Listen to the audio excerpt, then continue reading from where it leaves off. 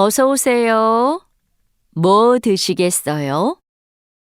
저는 비빔밥 주세요. 저는 김치찌개 주세요. 네, 알겠습니다. 물도 좀 주세요. 어서 오세요. 뭐 드시겠어요? 저는 비빔밥 주세요. 저는 김치찌개 주세요. 네, 알겠습니다. 물도 좀 주세요. මේ දෙබසේ වෙළඳ සැල් සේවකයෙකුයි ආගුන් කියලා කෙනෙකුයි අය අමිනා කියලා කෙනෙකුයි තමයි ඉන්නේ. මුලින්ම වෙළඳ සැල් සේවකයා කියනවා 어서 오세요. 뭐 드시겠어요? සාදරයෙන් පිළිගන්නවා. මොනවද කන්නේ? ඔසෝ ඔසයෝ කියන්නේ සාදරයෙන් පිළිගන්නවා කියන එකට. අපි කඩේකට ඇතුල් වෙනකොට හරි මාකට් එකට යනකොට හරි කඩවල් වලින් කියනව නේද එන්න එන්න මෙහෙට එන්න එන්න කියලා. අන්න ඒ වගේ අවස්ථාවන් වලදී එන්න සාදරයෙන් පිළිගන්නවා කියන එකට තමයි මේ කොරියන් වලින් ඔසෝසයෝ කියලා කියන්නේ. අය කොහේ හරි ගෙදරකට ඇතුල් වෙන්න හදනකොට කියනව නේද එන්න එන්න කියලා. අන්න ඒ වගේ තැන්වලදී අමුත්තන්න සාදරයෙන් එන්න කියලා පිළිගන්න මේ ඔසෝසයෝ තමයි පාවිච්චි කරන්නේ. මුවෝ කියන්නේ මොනවද කුමක්ද කියන එකට. මුවොත් කියන වචනේ කෙටි යෙදුමක් තමයි මේ මුවෝ කියලා කියන්නේ. මේ මුවෝ කියන කෙටි යෙදුම හුඟක්ම පාවිච්චි කරන්නේ සාමාන්‍යයෙන් එදිනෙදා කතා කරන භාෂාවේදී. තසිගේ සෝයෝ කියන්නේ කන්නේ කියන එකට. කනවට කියන්නේ මොක්දා කියලා. මේ මොක්දා කියන එකේ ගෞරවාන්විත වචනේ තමයි තසිදා කියලා කියන්නේ. කඩේකට එන, ගෙදරකට එන අමුත්තන්ට ගෞරවයක් දක්වන්න ඕනි හින්දා තමයි මේ තසිදා කියන වචනේ පාවිච්චි කරන්නේ. මේ ගෙස්සෝයෝ කියන්නේ අනාගත කාලය ප්‍රකාශ කරන්න පාවිච්චි කරන ව්‍යාකරණයක්. මේ වාක්‍යයේ විදිහට මොනවද කන්නේ කියලානේ අහන්නේ. ඒ කියන්නේ කනවා කියන ක්‍රියාව සිද්ධ වෙලා නැහෙනිනේ.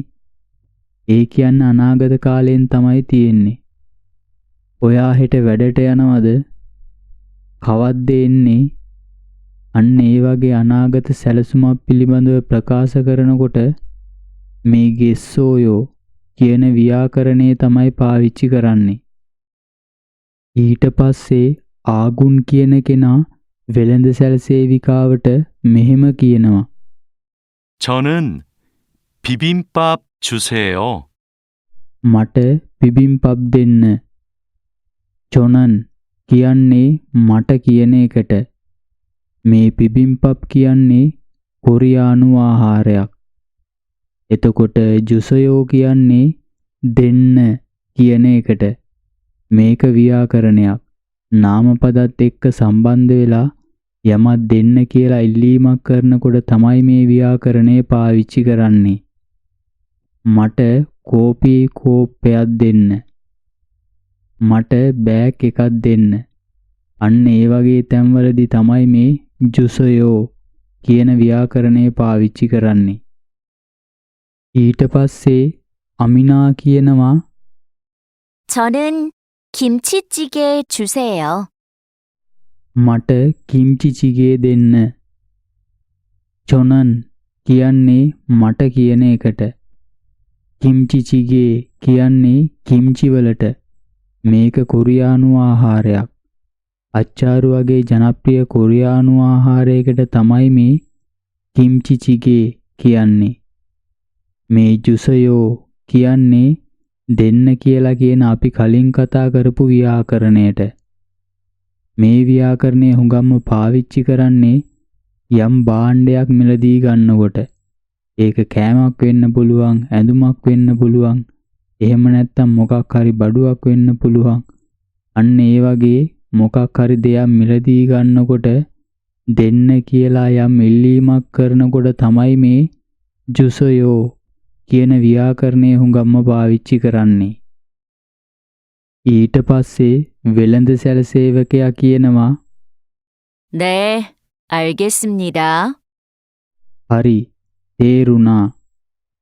නේ කියන්නේ ඔව් කියන එකට. ඔව් වගේම හරි කියලා කියන්නත් නේ පාවිච්චි කරන්න පුළුවන්. එතකොට අල්ගේත්සම්නිදා කියන්නේ තේරුණා, තේරුම් ගත්තා කියන එකට.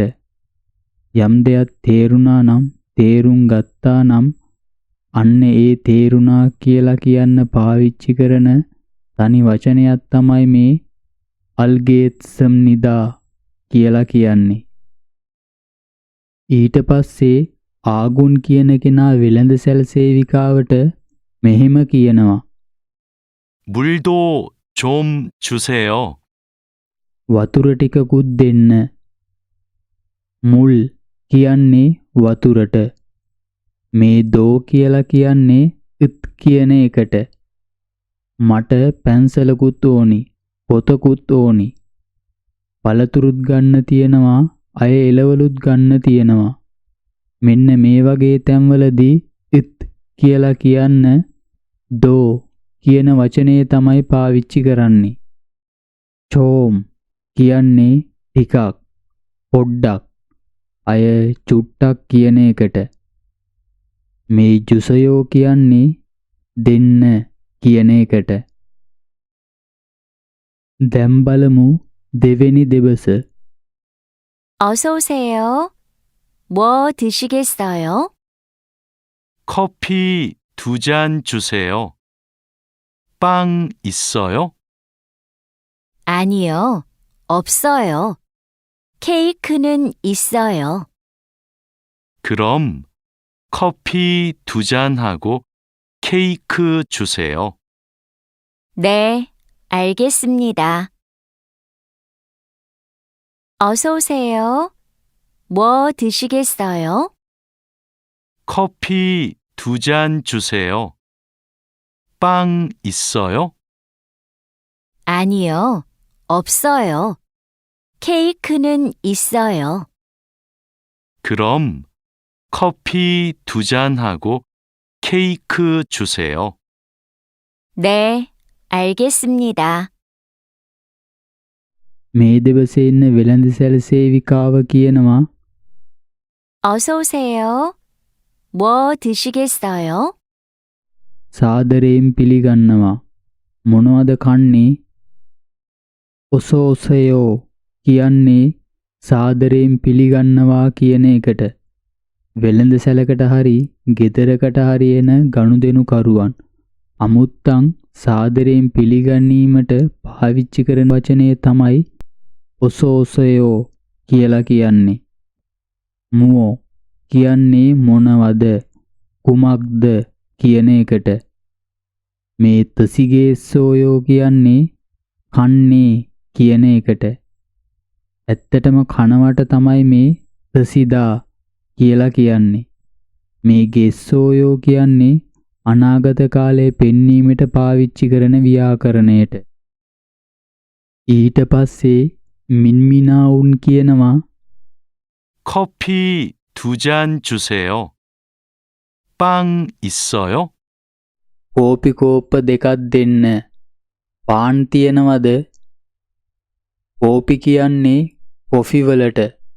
නේටිව් ඉලක්කම් ක්‍රමයෙන් දෙකට කියන්නේ 2 කියලා. මේ ජන් කියන්නේ කෝප්ප ගණන් කරද්දී පාවිච්චි කරන ඒකකයට. කෝපි කෝප්ප, වතුර කෝප්ප, තේ කෝප්ප වගේ කෝප්ප ගණන් කරද්දී ඒ අදාළ කෝප්ප ගානට පස්සේ අනිවාර්යයෙන්ම මේ ජන් කියන ඒකකය පාවිච්චි කරන්න ඕනි. ජුසයෝ කියන්නේ දෙන්න කියන එකට. පාම් වලට කොරියන් වලින් කියන්නේ පාන් කියලා. මේ ඉස්සෝයෝ කියන්නේ තියනවද කියන එකට. සාමාන්‍ය විදිහට තියෙනවා කියලා කියන්නත් ප්‍රශ්නාර්ථ ස්වරූපයෙන් තියනවද කියලා කියන්නත් වෙනසක් නැතුව ඉස්සෝයෝ කියන වචනයම තමයි පාවිච්චි කරන්නේ. ඊට පස්සේ වෙළඳ සැල සේවිකාව මෙහෙම උත්තර දෙනවා. 아니요, 없어요. 케이크는 있어요. නැහැ. අපි ගාව නැහැ. කේක් තියෙනවා. අනියෝ කියන්නේ නැහැ. නෑ කියන එකට. ඔප්සෝයෝ කියන්නේ නොතිබේ. නැහැ කියන එකට.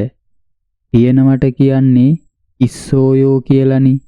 ඒකෙම විරුද්ධ පදේ තමයි මේ ඔප්සෝයෝ කියලා කියන්නේ. මොකක් හරි දෙයක් නෑ. නොතිබේ කියන්න තමයි මේ ඔප්සෝයෝ පාවිච්චි කරන්නේ. කේක් කියන්නේ කේක් වලට. මේ නන් කියන්නේ වාක්‍යයේ කර්තෘ පෙන්වීමට පාවිච්චි කරන ව්‍යාකරණයට. කර්තෘ වගේම ක්‍රියා විශේෂණ පදේ පෙන්වීමට මේ නන් කියන ව්‍යාකරණය පාවිච්චි කරන්න පුළුවන්. ඉස්සෝයෝ කියන්නේ තියනවා කියන එකට. ඊට පස්සේ මින්මිනාවුන් මෙහෙම කියනවා. 그럼 커피 2잔하고 케이크 주세요. එහෙනම් කෝපි කෝප්ප දෙකක් සහ කේක් දෙන්න. කරෝම් කියන්නේ එහෙනම් කියන එකට. කොෆි වලට කොරියන් වලින් කියන්නේ කෝපි කියලා. කොරියන් වලින් දෙකට කියන්නේ ටූ කියලා. ජන් කියන්නේ මේ කෝපි කෝප්ප වගේම කෝප්ප ගණන් කරද්දී පාවිච්චි කරන ඒකකයට. කෝප්ප ගණන් කරද්දී ඒ අදාළ කෝප්ප ගානට පස්සේ මේ ජන් කියන ඒකකය අනිවාර්යයෙන්ම එකතු කරන්න ඕනි.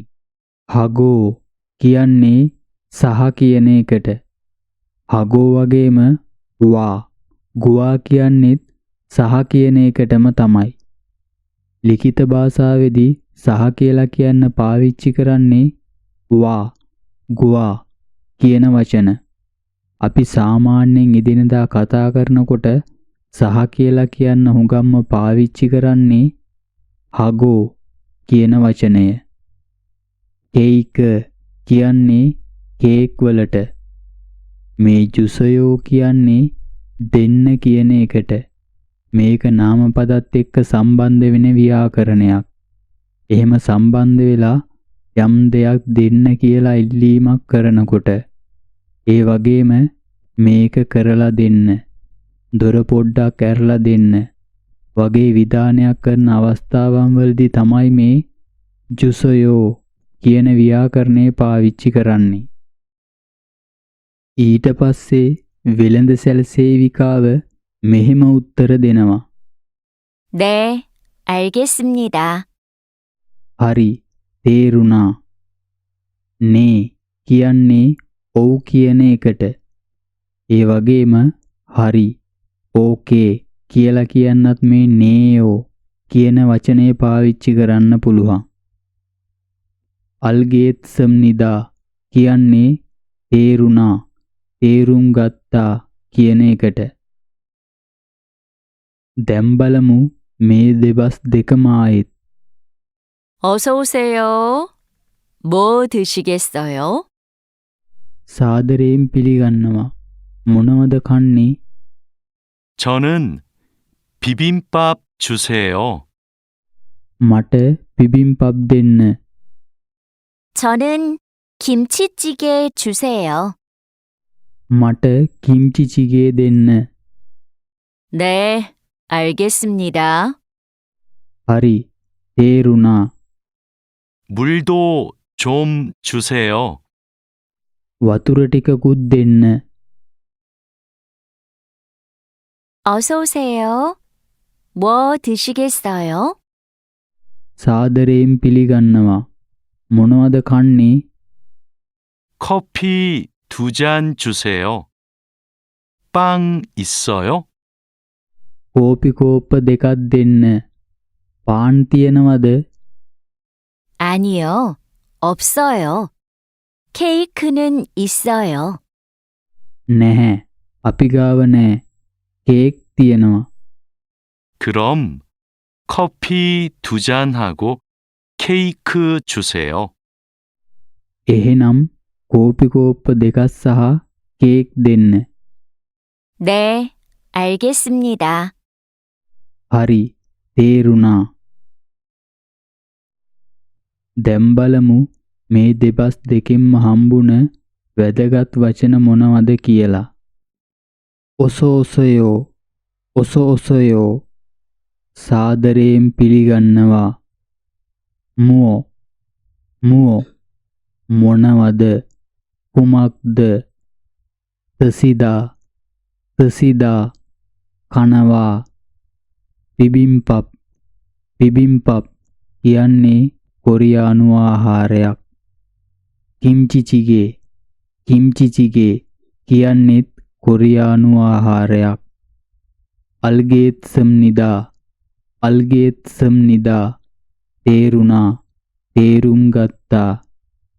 මුල් මුල් වතුර. දෝ දෝ කියන්නේ ඉත් කියන එකට.